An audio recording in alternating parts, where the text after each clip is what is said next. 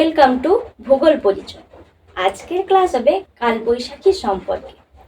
কালবৈশাখী কি?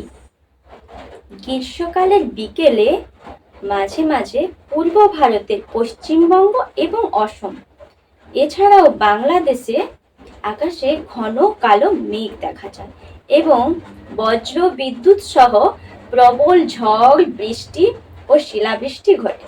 একেই আমরা কালবৈশাখী বলে থাকি।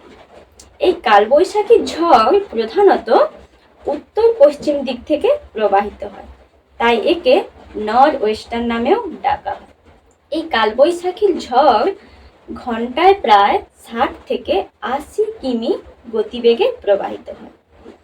কালবৈশাখী প্রধানত এপ্রিল মে মাসে, যা বাংলার চৈত্র এবং বৈশাখ মাসে ঘটে থাকে। যেহেতু বৈশাখ মাসে চৈত্র বৈশাখ মাসে, তাই পশ্চিমবঙ্গে এই ঝড়কে কালবৈশাখী নামে ডাকা হয় এবং অসমে এই ঝড়ের নাম বরদই ছোলা। এবার এই ঝড় কিভাবে সৃষ্টি হয়?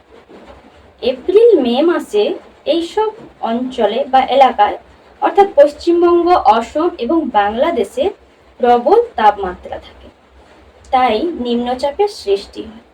এই নিম্নচাপের কেন্দ্রবিন্দুর দিকে একদিক থেকে দক্ষিণ পশ্চিম মৌসুমী বায়ু ছুটে আসে এবং অপর দিকে উত্তরের শীতল বায়ু ছুটে আসে।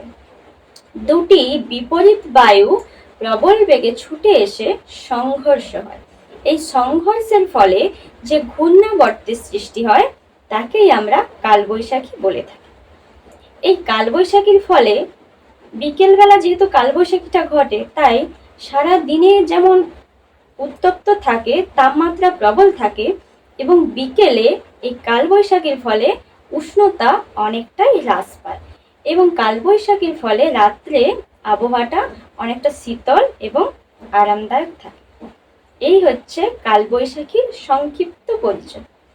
দেখা হচ্ছে পরের ক্লাসে। ততক্ষণ সবাই ভালো থেকো, সুস্থ থেকো। বাই।